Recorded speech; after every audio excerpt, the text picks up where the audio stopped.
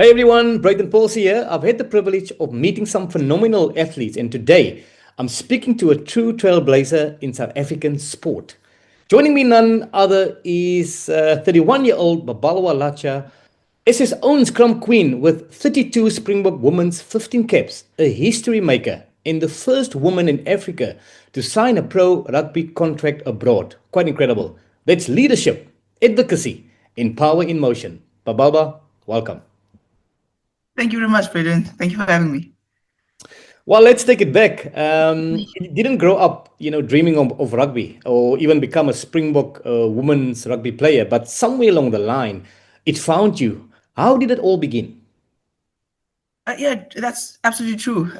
Rugby found me, and never in my wildest dreams when I was younger would I ever imagine that I would play for the Springboks, let alone play overseas and be the first to do it. But yeah, I first picked up a rugby ball in earnest at the University of the Western Cape, where I was studying towards a law degree. Mm. And I think I fell in love with the sport instantly because I found myself a home. I felt empowered. I felt liberated Yeah. when I played the sport, and just like that, I was hooked. That really is amazing. Was sport a big part of your childhood? And how did your family influence the person and player you became? Absolutely, sport has always been part of my childhood growing up. I've always played some type of sport. I was quite an active kid. I played football. I did athletics, javelin throw, and shot put. And my family was very sport orientated as well. They were big fans of sports, and they even participated in sports in their heyday. So absolutely, sport is a very big part of growing up. And I think that some of the life lessons that sport taught me early on still remain true to me to this day. Well, that's so true. I mean, I can speak for myself. Discipline, and sacrifices is Hmm. one of those you got to do if you want to become successful. Well, here you are, a law graduate and a rugby icon. What made you want to pursue both? Because it's quite difficult, to study and to play professional sport. It was quite difficult. I think it was quite a tricky balancing act for me, but I've always been a driven individual, and I've always, saw the importance of doing both or marrying the two at least, because I think they're um, important tools to, affect changes within one's life. And I recognize that, and I, grabbed it with both hands. And I think that, sport and education go hand in hand. Mm. Well, that is also true. I think it's finding that balancing act, to not to sort of, reject one, but make sure that you put enough energy into both of them. And let's talk about performance. What's your weekly training schedule like, and how do you stay energized?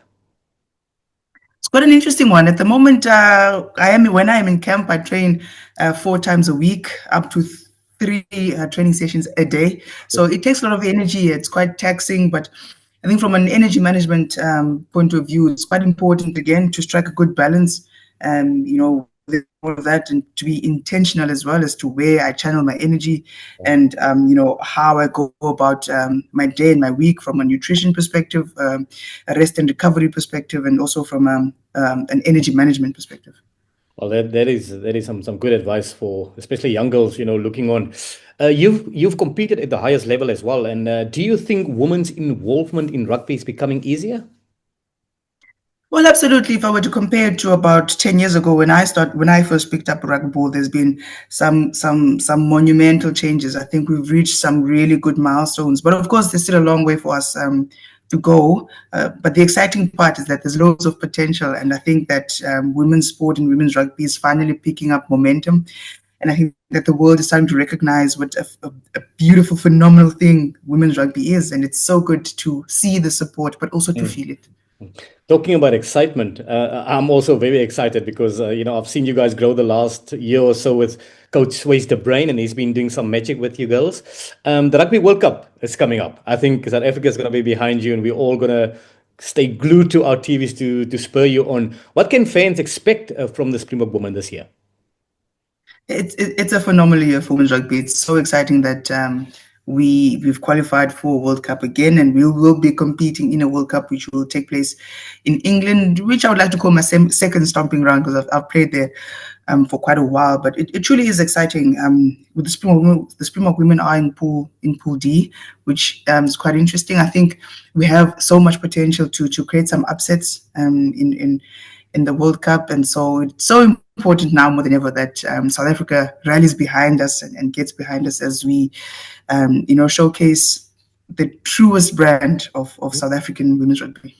I'm sure Zanzi can't wait. And on that topic, Bawa, what is your favorite part of training? And I mean, you guys are going to do lots of training camps, making sure that you fit physically as well as mentally. How do you stay motivated when it gets tough, especially? I think preparation is key because good preparation gives you good confidence, which contributes to good performances. But of course, I think mental preparation is a key thing just as much as the physical component. I'm a typical prop, so I love scrummaging. I love being in the gym. I love lifting heavy, and I love getting into the physical components of things. But what keeps me motivated really is the purpose behind it all. We understand who we represent and why we do what we do. So that keeps me motivated. That keeps me energized throughout the day and throughout the weeks, especially when the tough really gets going.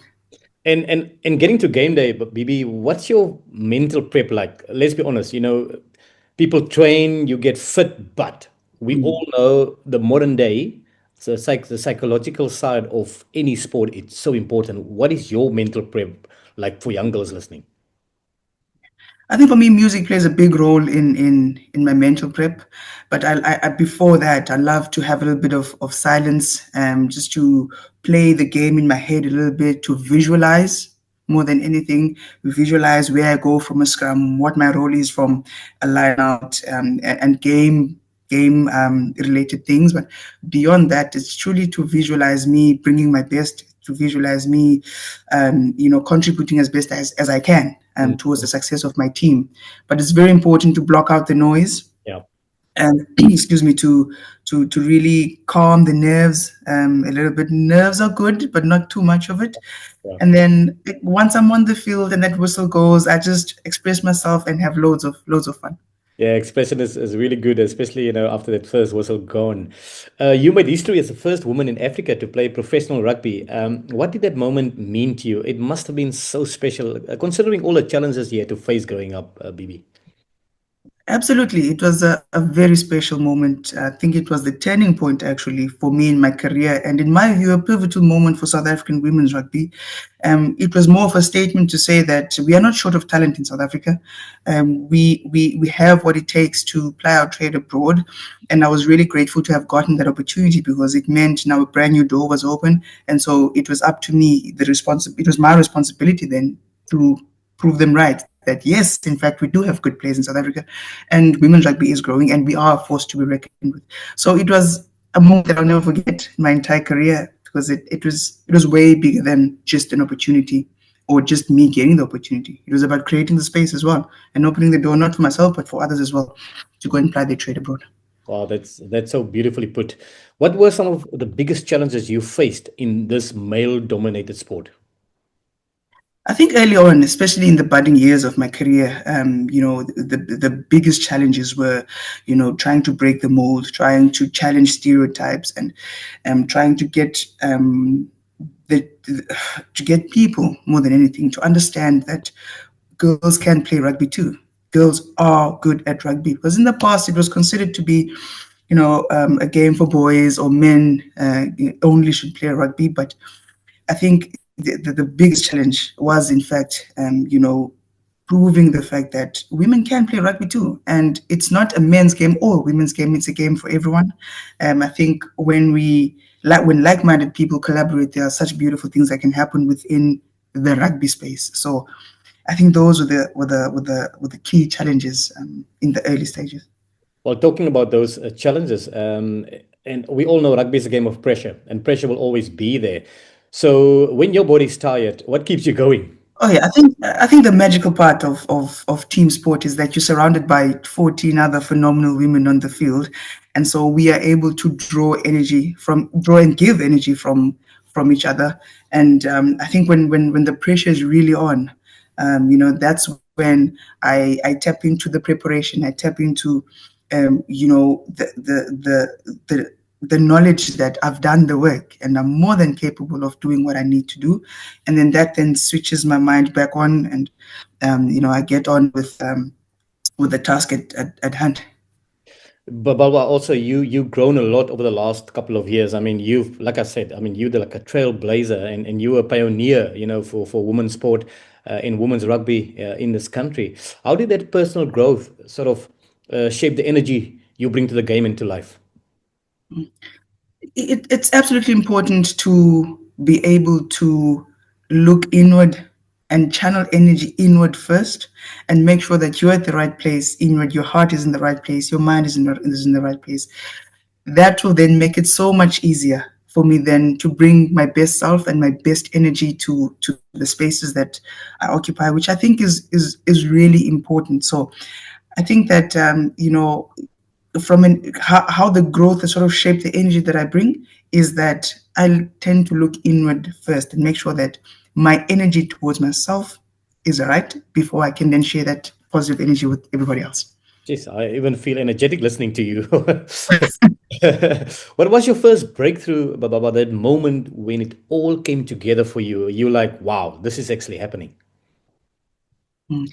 I think when I first got my professional contract, which then made me the first woman in Africa to play professional rugby overseas, I think that was a turning point for me because all of the hard work and the sacrifice and the sweat and the tears and what have you it felt like a reward. It felt like a validation of the fact that my dreams weren't too crazy or unattainable. It was proof for me that dreams do come true.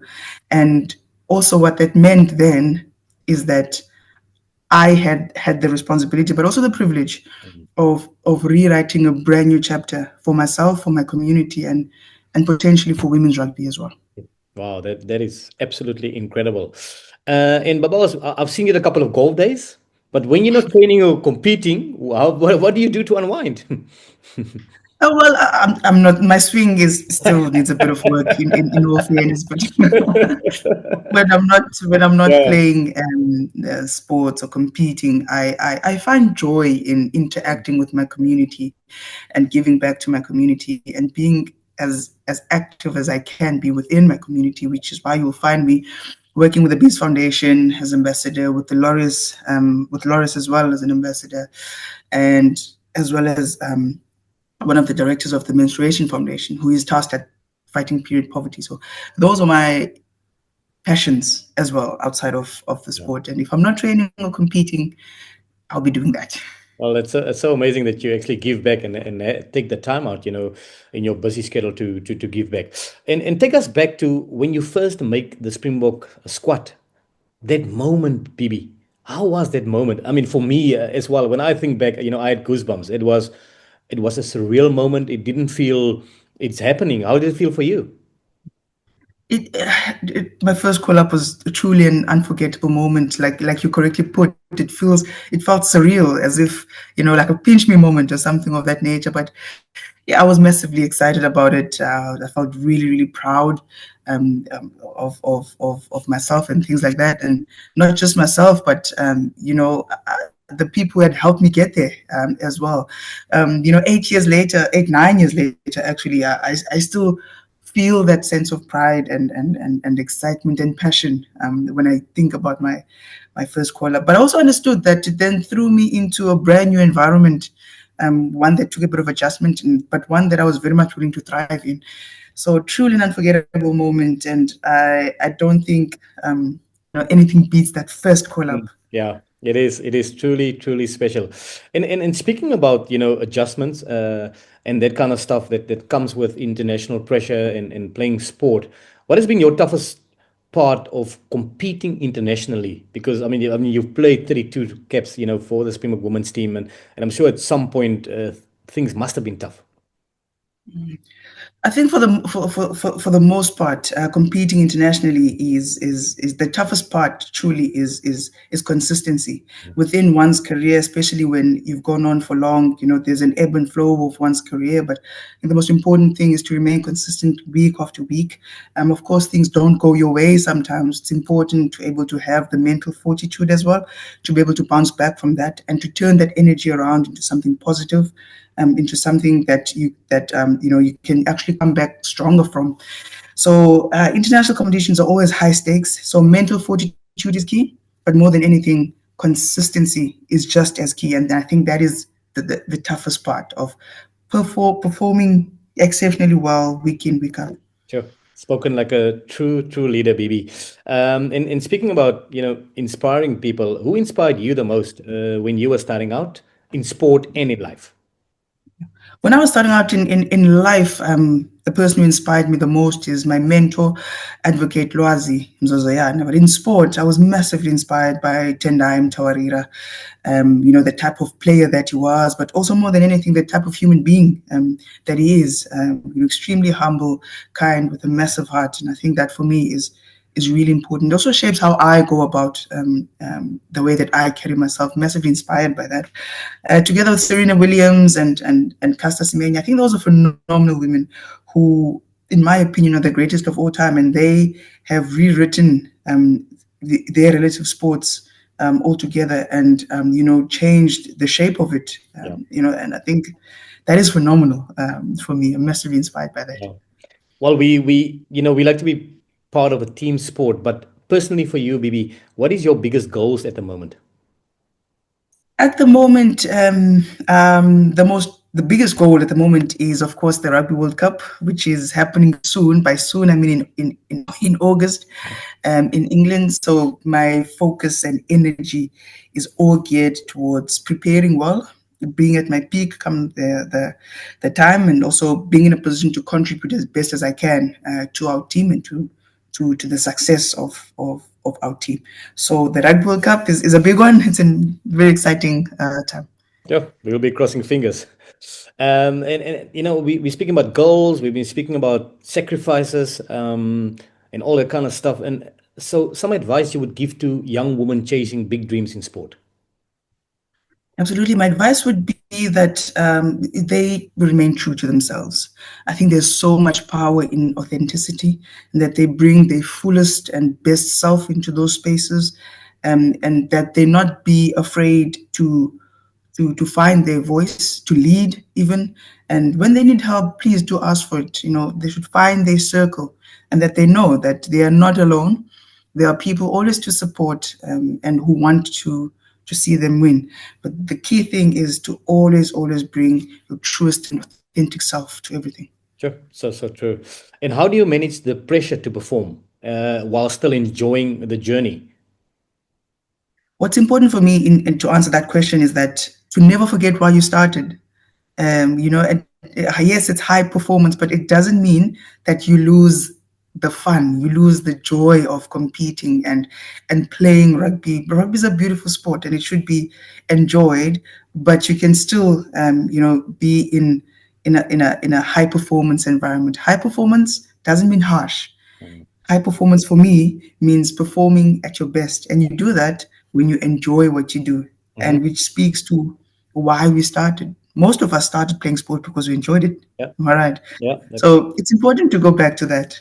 And I mean, just to add to that, I always say just try and be the best version of yourself, right? Mm, That's just, absolutely. and I think for me, I've carried that throughout my career as well. Bibi, you do so much, beyond the field. I mean, you're just not just in like another rugby player. I mean, you give a lot back of your time, your effort. You mentor a lot of, young people out there. Which courses are close to your heart right about now? At the moment, I am all for the empowerment of young people, particularly women. So some of the courses that are really close to my heart are the Menstruation Foundation, Laurier's Sports for Good Foundation, the Peace Foundation as well, because I believe that when like-minded individuals collaborate, such amazing things happen. We have the power to impact the lives of young people in positive ways. And I am just truly passionate about that. And I just love the fact that, we can be in that position. For me, it's all about just being a good human being, interacting with others, allowing yourself to be a good role model and a positive point of reference. So those courses and things really warm my heart, and they just bring pure joy when I interact with my community through those foundations. Simply remarkable, Bibi. I mean, I can also say I'm really proud of, what you are doing because, I mean, you don't have to do it, but you still find time in your schedule to do that. So big kudos to you. Um, Rugby, women's rugby especially, the last couple of years has certainly come a long way. Have you seen changes of how people view women's rugby? Because the last year or two, I could see that there's a new buzz in South Africa. You know, people are getting behind you. People are starting to know your names. People are starting to become fans of yours. Have you seen a slightly different sort of, approach to the fans?